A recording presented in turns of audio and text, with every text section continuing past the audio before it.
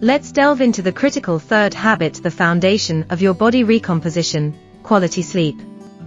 Beyond being a restorative period, sleep plays a dual role in your journey.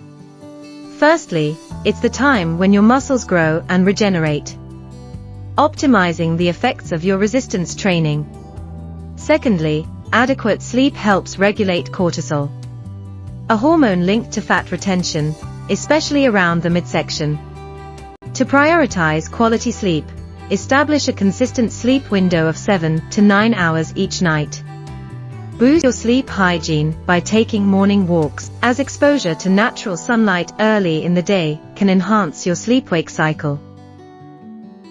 Additionally, minimize exposure to blue light an hour before bedtime.